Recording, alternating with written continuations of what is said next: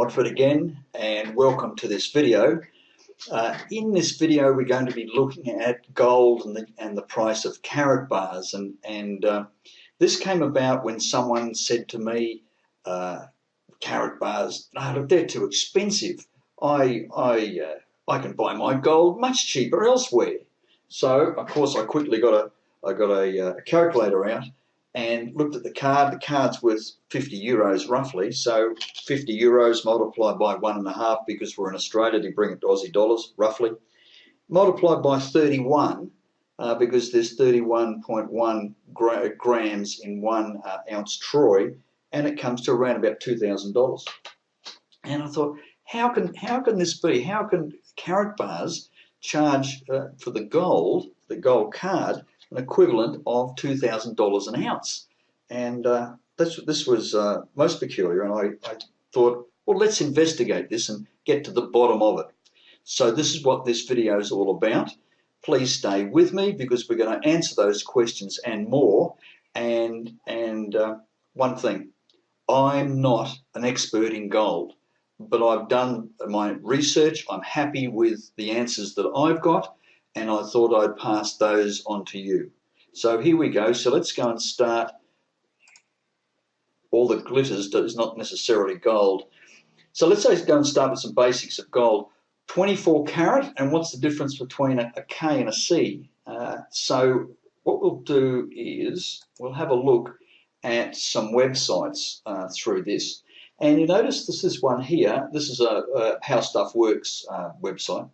And it says here, a carat with a C is a unit of weight for diamonds and gemstones. 1 carat is equal to 200 milligrams. And carat with a K, when used for gold, is for purity. 24 carats is pure gold. And usually you mix gold with a metal like copper or silver to make jewellery, because the pure gold is far too soft. It gives an example here that if you have a piece of jewellery with 18 parts of gold and 6 parts of copper, it's regarded as 18 carat gold. This is interesting.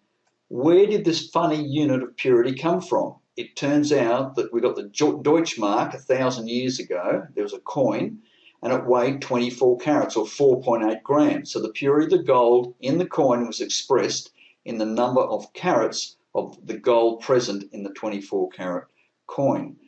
So I thought that was very interesting. So that's the difference between a K and a C. The C is to do with weights regarding precious stones, such as diamonds, and K with a carat is to do with the purity of gold, and 24 carat is regarded as pure gold. The next thing is this fineness. You see this 999.9 come up from time to time. You think, well, what's that? Is it 999.9%? Doesn't sound right.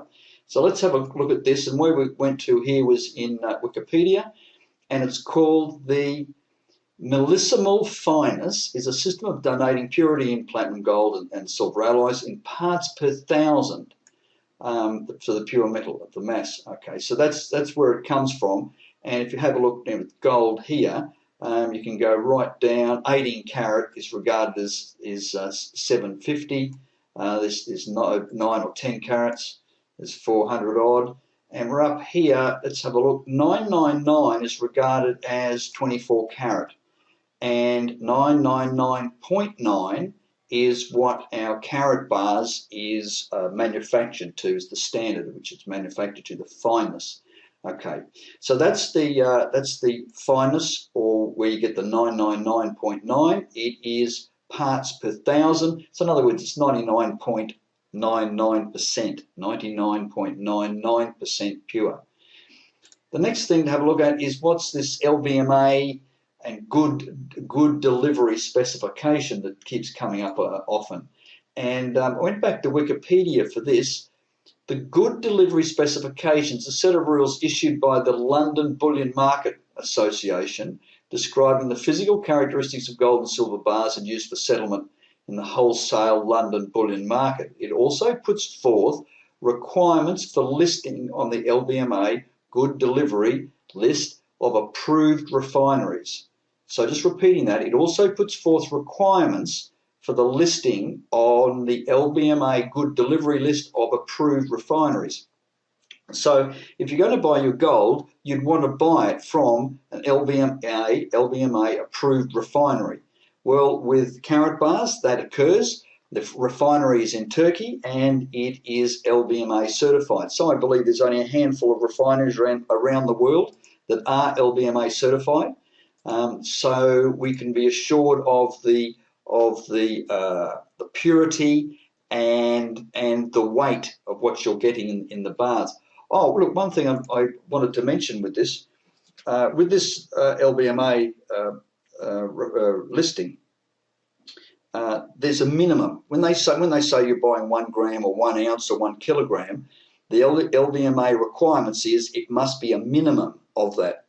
Now, our sponsor, the person that introduced us into Karatbars, Rosemary, she was a currency trader with me. We're in a group. She took her card, one of her cards, to a local jeweler, a manufacturing jeweler, and they cut out the little 1 gram of gold, and they measured it, and it came up at 1.1 grams. It was 10% over the 1 gram limit. So she was very pleased with that, and she passed that information on to me, and I'm passing it on to you.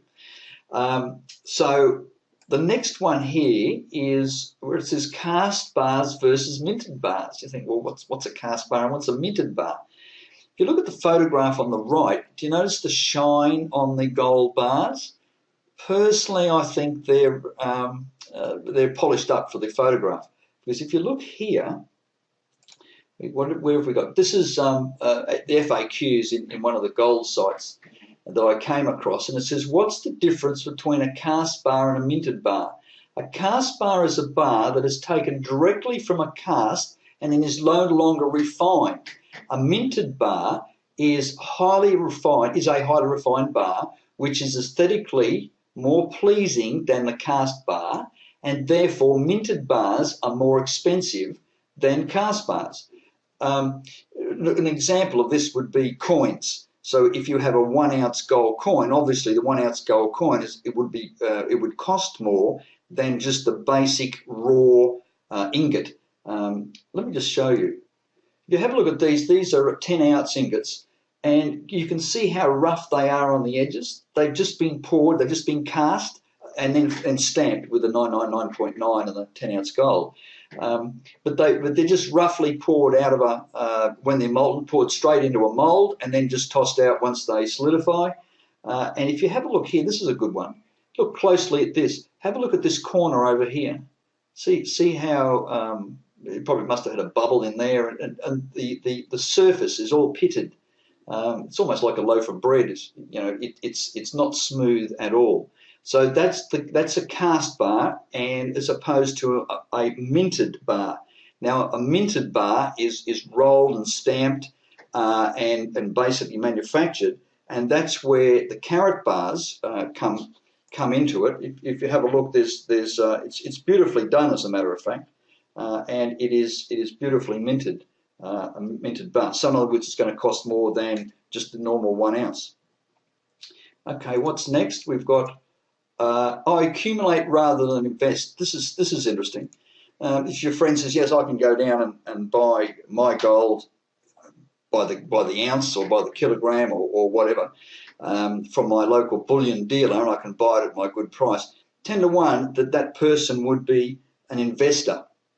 An investor is someone that goes and buys their gold in maybe $5,000, $10,000 worth, $20,000, $50,000, whatever it may be. They bring it home, shove it under the bed, as I say, wait for the price to go up, sell it off back to the bullion dealer, and then wait for the price to come down before they get into the market again. That's investing. They might necessarily bring it home and shove it under the bed. That's just my way of looking at it. You can leave it with the bullion dealer, and they'll charge you a small rental to look after it. But that's the idea of investing. Same as real estate, whatever, stamps. You buy low, sell high. Shares, wait for it to come back down again, buy low, sell high, and that's how you make money. We don't invest in Karatbars gold. We accumulate our gold.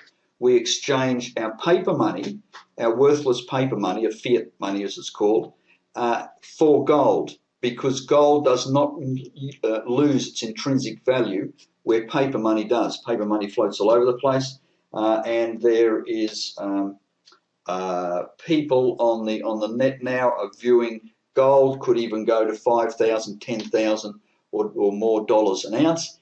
If that's the case, what's actually happening is our paper money is actually decreasing in value. Therefore, that's going to push up gold. So it remains to be seen what actually happens with that. But I just wanted to point out the difference between investing in gold, as in gold bullion, as I call it, or exchanging your paper money for a tradable pure gold. You can trade this. You can't trade bullion. You saw the bullion, the ingots are quite large, and you can't take it down to the local shop to buy your milk and bread or buy fuel for your car. You can with this. Ultimately, that's another story about using K-exchange stores where you can walk in and buy products, etc. Okay, the next thing, right, okay, accumulating rather than invest. That's the basics of gold. So the next one is, let's compare Karatbars and see, okay, if it is more expensive, right, why is that so? And the first thing is buying in quantity, which I've already touched upon. If you're going to buy gold by the kilogram, you're going to buy it at a much better price than you would to buy it at the gram or an ounce. You'll buy an ounce much cheaper, equivalent, than buying at 1, 5, 2.5 grams. So the greater the quantity you buy, the less the unit price becomes. The next one is cast versus minted bars. I've already touched upon this, where Karatbars is minted. Therefore, it is there's an additional premium put on it to manufacture that, as opposed to just pouring the molten metal straight out into a cast and then dropping the ingot out once it's cooled. The purity, we've talked about purity. Yes, the Karatbars 999.9 and is regarded as 24 carat, so it's above the minimum for what's regarded as 24 carat, so which is really, really good. So we would regard it as being pure gold. The LBMA certified refinery, yes, I've already mentioned that. You wouldn't want to buy your gold anywhere else. So it's an insurance to make sure what you're getting is the real deal. Okay, packaging. Oh, this is interesting. The packaging, security case versus tamper-proof. When you go and buy your ingot down at the local your local bullion dealer, they could just wrap it up like sausages at the butcher, but often they'll provide it to you in what they regard as a tamper-proof case. It really is a blister pack. It's the same sort of thing that you would go down to your hardware and you would actually buy some nuts and bolts, and you buy it in a blister pack. And so there's your little ingot of gold inside this ordinary-looking blister pack. With Karatbars have got a very secure tamper-proof packaging. There's the little gold ingot in there, and you can't really touch it. It's got the hologram on the back, the card, which is the same as a credit card, so you know how durable credit cards are. This is covered with a special film, front and back, so you really can see that it is tamper-proof. This makes it what's called fungible. In other words, the Karatbars card that's sitting in my wallet is worth the same as the Karatbars card that's sitting in your wallet or purse. To find out a bit more about this, what I suggest is there's a video by Mike Maloney, and it is called The Hidden Secrets of Money. There's 5 sections to it. So all you've got to do is go to YouTube and just go and type in Hidden Secrets of Money, Mike Maloney, and he covers the difference between money and currency, and he also covers what's meant by the term fungible. Okay, so let's get back to this. So we did the packaging. So that the packaging is going to cost more, okay, for the Karatbars to be in that tamper-proof package, as opposed to just an ordinary blister pack. So now, what's the price of gold? There's actually 2 prices of gold. and this intrigues me as a matter of fact. So the price, you hear that the price of gold is set twice a day in London. Why London? About 3/4 of all the gold is sold through the City of London. So that's 3/4 of all the gold every day throughout the whole world is sold through London. So that's why it's all handled. That's why the LBMA is there, etc. Fixed gold prices. This is the first one. Fixed gold prices are set twice daily in London and are determined by the London Bullion Market Association. And this association has over 100 of the world's biggest banks, financial institutions, and precious metal stakeholders, and several of these companies serve as market makers. So that's the fixed gold price. The next price is the one that you and I are probably used to. You see this all over the internet, and it's what's called the gold spot price. So how does this fit in? So it says here that the gold spot price, most widely used price for gold, is the spot price, which is the price of gold at the present moment and is used as a base for determining the prices at your local gold shop, or jeweler, bullion dealer, etc. The spot gold price is based on the price of the futures contracts traded at futures exchanges around the world. Now, this is, I tried to get my mind around this, and this is the analogy that I came up with.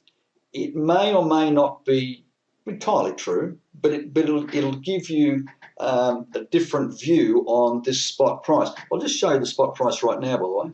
There it is there. That's a trading chart, and the spot price for gold, it says XAUUSD, so it's the price of 1 ounce of gold against the US dollar.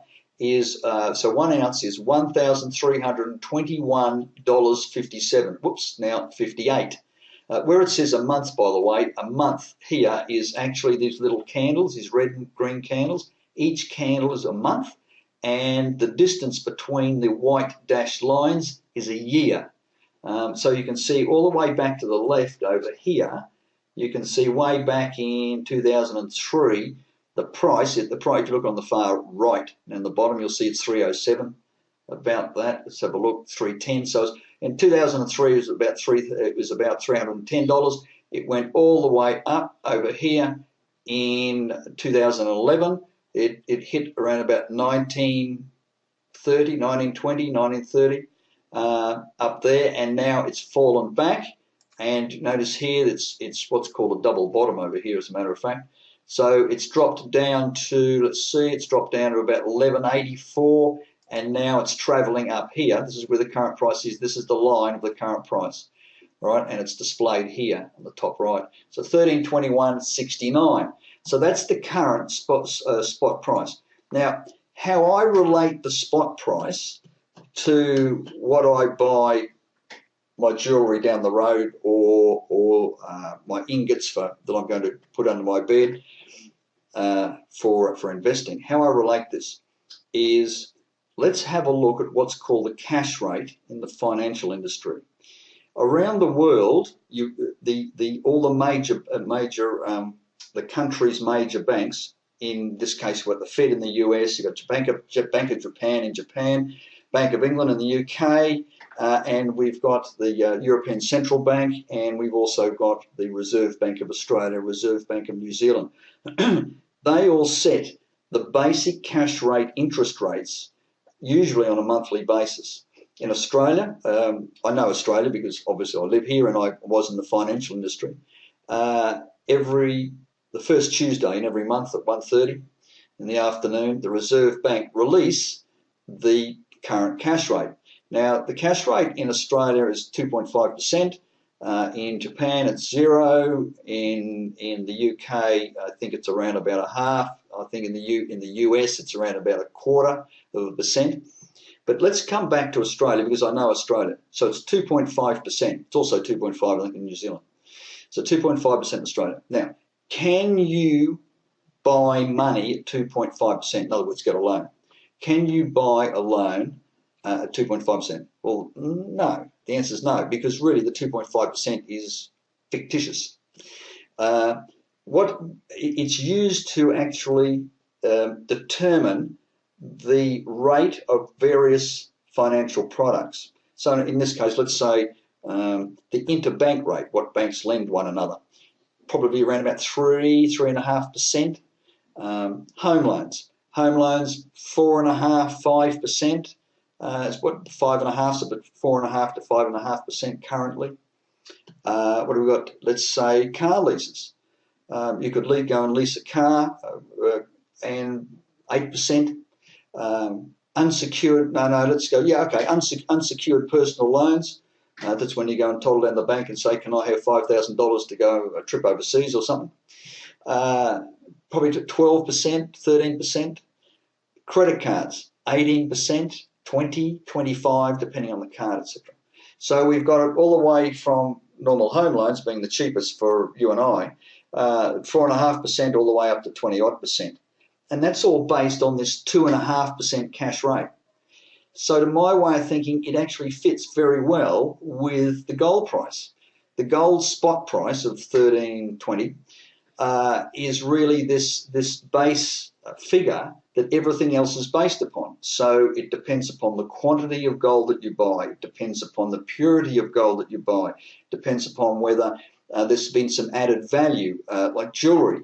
It depends upon whether they're coins, and the size of the coin, the type of the coin, and the rarity of the coin comes into it as well. So yes, the spot rate is here, but these prices are actually put on top. So when someone says to you, "I can buy my gold at currently $1,320," no, you can't.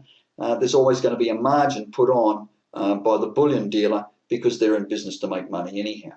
Okay, so that's my take on how the spot price works, and I feel comfortable with that because it explains a few things in my mind, how to view the price of gold. So the price of gold is not always the price of gold. Okay, right. So what we're going to do now to finish off, we're going to look at a real live example and compare Karatbars to a gold ingot that you can go and buy somewhere else. Now, you can go and buy gold almost anywhere in the world. You go to the bullion dealers, etc. But I'm here in Australia, and our largest supplier of gold here is what's called the Perth Mint. Australia was the largest supplier of gold in the world until recently, and China overtook us. The state which produces the most gold is Western Australia. The capital of Western Australia is Perth. The Perth Mint is the largest organisation in Australia to provide precious metals. So I went to the Perth Mint because I knew the price would be good. Okay, so it's not just the local bullion dealer down the road, as it were, or your jeweler. This is a very large organisation, and it is LBMA certified because there's a refinery attached to the Perth Mint. They have a retail side and they've got a refinery, and it's LBMA certified. So that ticked all the boxes for me. And then I looked, okay, I wanted to compare a 1 gram gold bar. Well, you can't get 1 gram gold bars. They're hard to get. How about 2.5? No, same deal. 5 is the smallest gold bar that is produced by, well, in this case, the Perth Mint. Now, I'm not saying you can't buy 1 gram gold bars around the world. There is a handful of suppliers of 1 gram gold bars. Really, I think it's about only 5 or 6 in the whole world that provides this, because it's really too expensive for them to do it. They want to go and sell you kilograms of gold and ounces of gold. They don't want to sell you grams of gold. So the Perth Mint has got 5 grams as being their smallest currently. Their smallest. I do believe they have produced a 1 gram time to time, maybe on a special deal or something or other, but generally no, it's 5 grams is the smallest. So that's okay because Karatbars produces a 5 gram as well, a 5 gram card. So let's go and have a look. So what we've done, where am I? I think I did go to find where I am now. I think there we go. Okay, so what I did, I got into my back office. Let's go this way. Okay, got into my back office. And this is where it says purchase gold up here. I've got purchase gold. And it says the classic gold bar. There's the classic gold bar there. Okay, so for 48.65 euros. And there's the 2.5 for 108 euros. And here we go. The 5 gram Karatbars card for 192.60 euros. Okay, so I'm going to take the 192.60 euros, and let's go over here. And what I've done is I've multiplied it, because I'm going to bring it back to Australian dollars, because the Perth Mint sells me the gold bar in Australian dollars. So I thought, okay, we'll bring it all back to Australian dollars. I could have done it to US, but no, it's probably better just do one conversion. Now, here's one point. I'm not going to look at delivery costs, shipping freight costs. All I want to do is what would be the price to me if I actually purchased it. Okay, so I've left delivery out, and the other thing is the conversion. The conversion right now to go from euros to Australian dollars is 1.53 and a little bit. And yes, you can say, well, okay, what about the bank fees that are going to go on top of it? Yes, there is going to be conversion. But the way that I look at it is that hang on a minute, all I want to do is just that one conversion, because I actually buy my gold in euros off my debit card that I get my commissions on. Okay, so I deal in all in euros. So I thought, well, okay, let's just leave it as one conversion. So we're going to take the basic price for the 5 gram card, multiply it by one conversion, bring it to Australian dollars, and compare that with the Perth Mint. Okay, so let's get back to it. So there we go. Okay, so what I've done is I've taken the euro price out of the Karatbars back office, multiplied by 1.53, which is the current conversion to Australian dollars, and it comes to 294.68. Okay, so let's go now to the Perth Mint. So here we are. We're in the Perth Mint. I already set this up for you. So here's the Perth Mint, and if you have a look here, there it is there. Okay, now, well, okay, well, this one here, right there. It's 278.93. And what are we getting? We're actually getting 99.99, which is the 999.9 fineness. Okay, we're minimum of 5 grams. Okay, that's cool. And here's their blister pack, tamper evident display card, they call it. Okay, so that's okay. That's okay. That's all right. And it's a nice looking gold bar. There it is there. So it looks very, very nice. Okay, so let's go back to our calculation. So in the Perth Mint, there it is. It was 278.93. Just make sure I had that right, because I keep changing it. Right. Okay, so it's 278.93. That's correct. Okay, so we got that right. So what I'm going to do is subtract the two, and it turns out that the Karatbars is $15.75 dearer. But when you work that out as a percentage, it's really only 5.6% more expensive. And well, 5.6%, I mean, really, that's not much, considering that there's two things to consider in this. One is the fact that this has got a far superior and more durable casing around it, this tamper-proof packaging. Plus, it's got the which side of it? There it is. It's got the hologram on the back. Okay, so to really ensure that it is the real McCoy. So that's going to be a little bit dearer, probably a lot more than 5% just to do that. But the other thing is, the Perth Mint doesn't pay you to buy gold.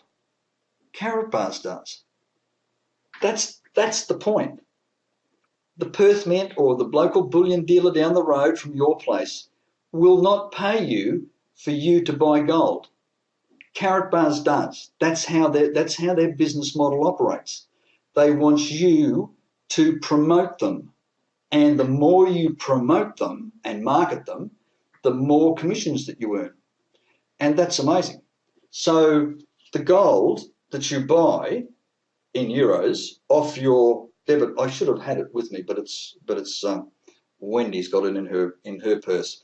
The MasterCard debit card, that's in euros. So when we buy our gold on a weekly basis, we buy it in euros off the debit card, which our commissions are put in. Therefore, I don't have to put my hand in my pocket to actually buy my gold on a regular basis. Okay, I think that about wraps it up. After I went through all that research, I was pretty happy with it, and I think you should be too. If you have any queries about this, two things. One is, I really encourage you to go and do your Google due diligence. Go and do some research about this and really get to the bottom of it. and to make sure that you're happy with it. And if you've got any queries, you can always contact Wendy or I. Just shoot us an email and see if we can help out. Okay. All right. It's been great talking with you. And I do hope that you've got value out of this video. And I look forward to seeing you in the next video. Bye for now.